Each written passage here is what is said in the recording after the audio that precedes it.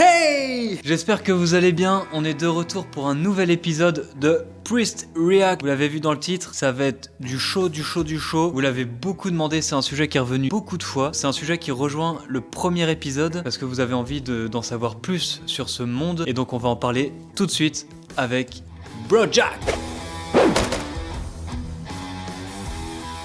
Salut frère Jack. Salut Benji. Salut Plaisir tout le monde. de te revoir. Ça va bien? Ça va, je suis heureux. Alors aujourd'hui on va partir sur un thème qui est le thème de l'horreur. En fait, beaucoup de personnes ont demandé, suite au premier épisode sur la chasse aux fantômes, ont demandé plus d'explications sur cet environnement, sur ses croyances, sur ce qui s'y passe, sur même les exorcismes, voilà, de manière plus générale. Ils voulaient savoir un peu plus. Alors comme appui, on a trouvé un petit trailer sympathique d'un film d'horreur. Ça dure 2 minutes, c'est le trailer de Ouija, et je lui montre ça maintenant. Fais pas, tu fais pas une Christiane. Oh Jésus. Oh. What's going on? I just don't want to go out tonight. You sure you don't want to come? I'm good. Go have fun.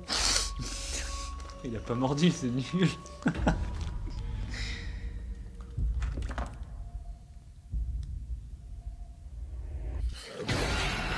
Ça va dormir quand même.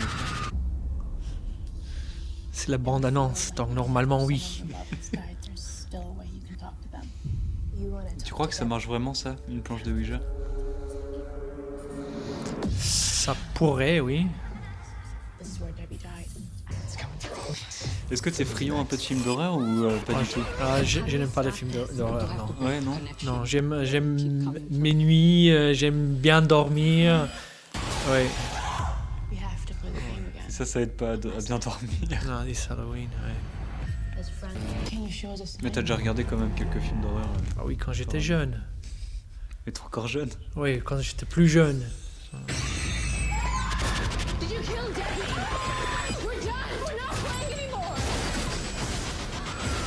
Ouais.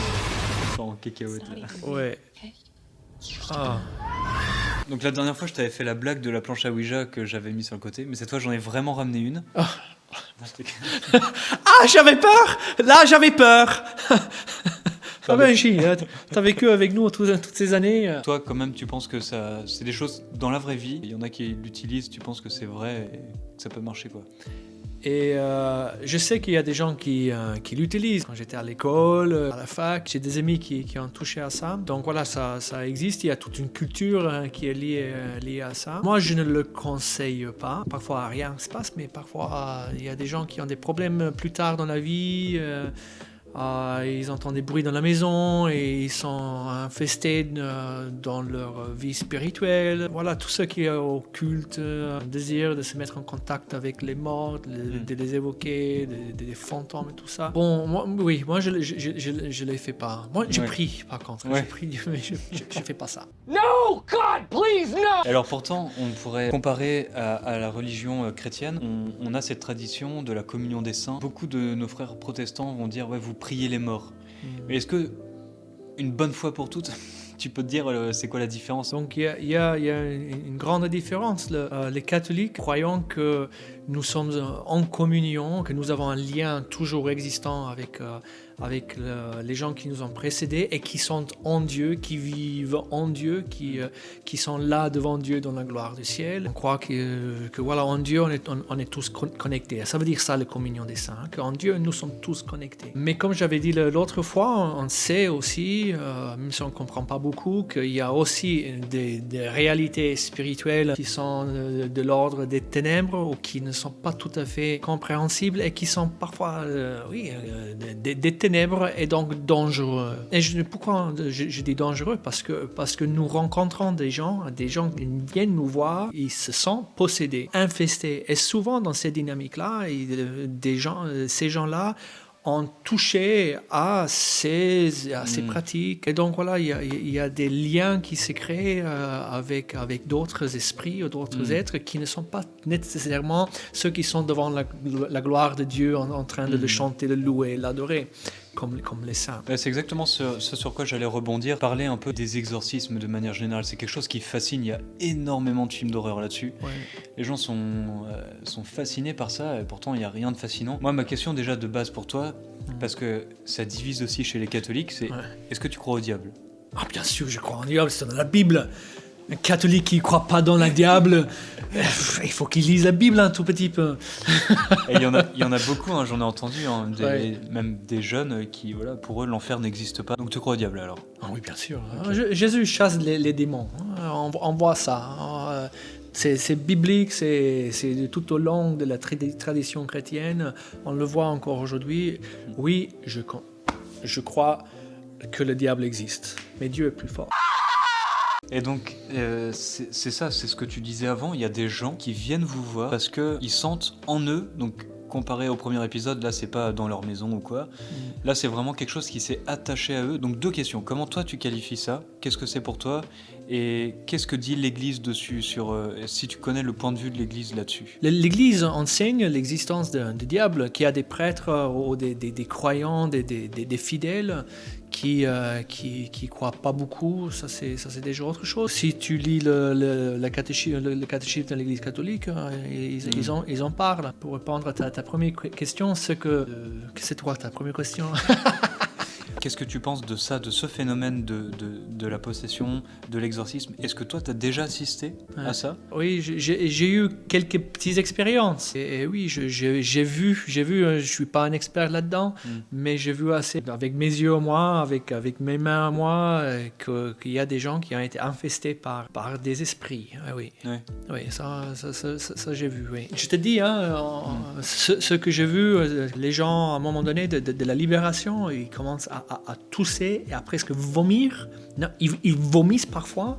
Il y a quelque chose qui littéralement qui sort, qui sort de. J'ai pas beaucoup d'expérience là-dedans, mais ça nous est arrivé de prier pour des gens et oui, on est en face d'une possession.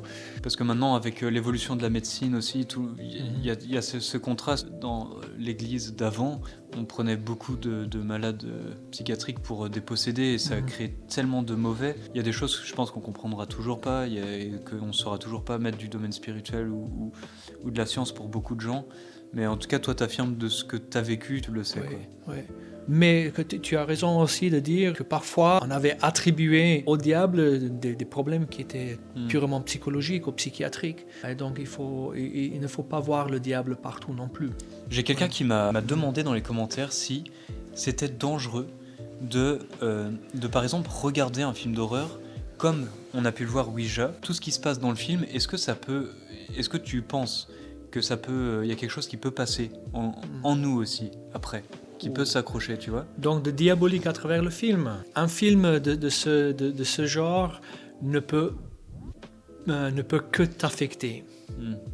Le lendemain, quand tu te réveilles ou pendant la nuit, il y aura des images qui vont venir à ton esprit, forcément. Maintenant, est-ce que le diable ou un esprit mauvais va s'infiltrer en toi en train de regarder le film?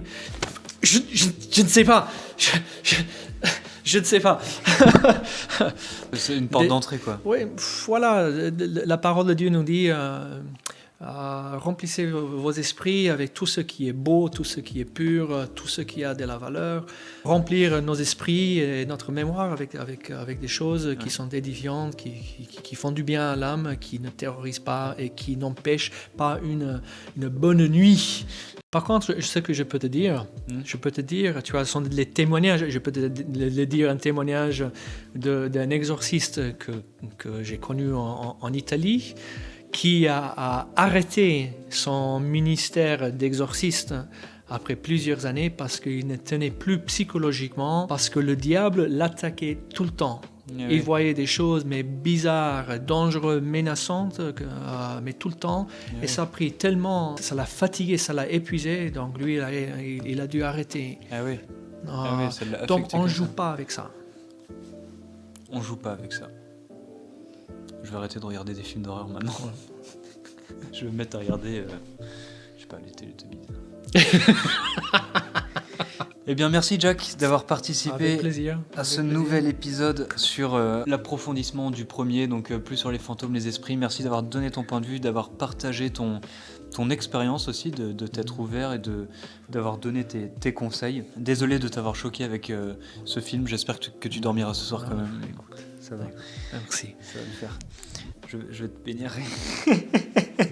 Merci de l'avoir suivi jusqu'au bout. Comme d'habitude, n'hésite surtout pas à la partager, à aimer la vidéo. C'est hyper important pour nous. S'il te plaît, partage-la sur tes réseaux pour faire connaître la chaîne. Je te dis à très très vite sur la chaîne Les Médiateurs. Ciao. Ciao.